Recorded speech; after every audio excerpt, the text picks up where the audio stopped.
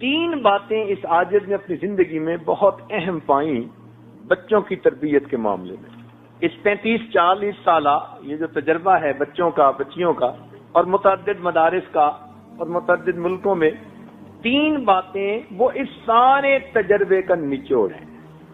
اگر ماں باپ ان تین باتوں کا خیال رکھیں تو بچہ ایسی مضبوط بنیادوں پہ کھڑا ہوتا ہے کہ دین سے ہٹ ہی نہیں سکتا۔ یوں تو کہنے کو آپ درجنوں باتیں کہہ سکیں گے کہ اس کا بھی خیال رکھو، اس کا بھی رکھو، اس کا بھی رکھو، کتابوں پہ کتابیں لکھی ہوئی ہیں تربیت الاولاد کے بارے میں، مگر جسے تھمب رول کہتے ہیں وہ اگر ہمارے ذہن میں بیٹھ جائیں کہ ہم نے بچے کی کن باتوں کو مضبوط کرنا ہے، ان پہ بچے سے کوئی کمپرومائز نہیں۔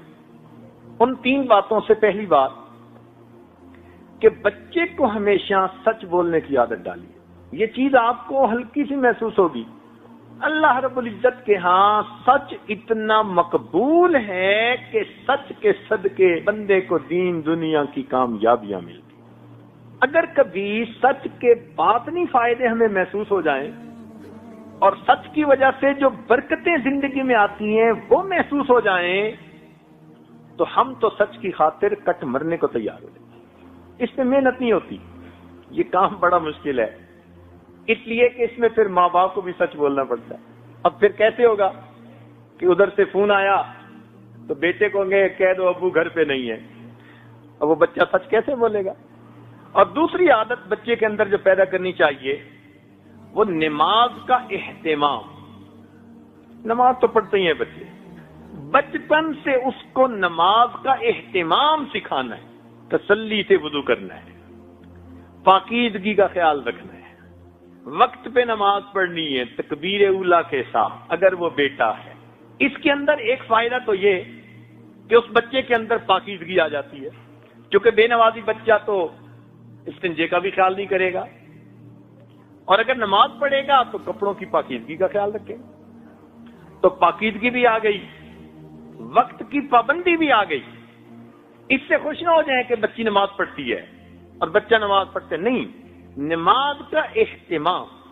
اس لیے بچے کو دیکھیں کہ جلدی جلدی نماز پڑھ رہا ہے تو نہیں، اس پہ کمپرومائز نہیں ہے۔ بچپن سے اس عمل کی اہمیت اس کے دل میں بیٹھے، مجھے نماز پرسکون ہو کر پڑھنی ہے، تسلی سے پڑھنی۔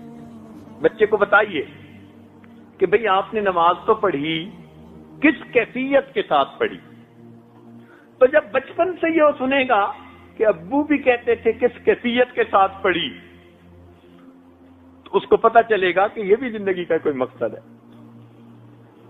آج تو اس مقصد کو ہم بھولتے ہی چلے جا رہے ہیں۔ تیسری بات، بچوں کو خدمت کی اہمیت سمجھائیں۔ کام کاج جو گھر کے کیے جاتے ہیں اس پر کیا اجر ملتا ہے؟ ماں کی خدمت، باپ کی خدمت، بڑوں کی خدمت، استاد کی خدمت، خدمت کا جذبہ بچپن سے بچے کے دل میں ڈال دیجیے۔ آج تو پانی کا گلاس بھی نہیں خود پی سکتے بچے، وہ بھی دوسرے کو کہتے ہیں کہ لائیے۔ اس لیے آج شکایت ہے اکثر ماں باپ کی طرف سے، جی بچے کام میں دلچسپی نہیں لیتے۔ بھئی آپ نے بچپن میں کون سی خدمت سکھائی ہے اس کو؟ کیا پتا یہ بچہ کبھی کس اللہ والے کی خدمت کرے اور اس کی اس کو دعا لگ جائے۔ اس کو بتائیے کہ معذوروں کی خدمت کی جاتی ہے، بوڑھوں کی خدمت کی جاتی ہے، تو اس کے دل میں رحم کا مادہ پیدا ہوگا، احساس ہمدردی ہوگا۔ اس ایک لفظ خدمت کی وجہ سے اس بچے کے اندر اچھے اخلاق آتے چلے جائیں گے۔ جب دوسروں کی بات سنے گا جو بڑے ہیں تو پھر ماں باپ کی کیوں نہیں سنے گا؟ آج اس کو خدمت بتائی نہیں، وہ ماں باپ کی بھی نہیں کرتے۔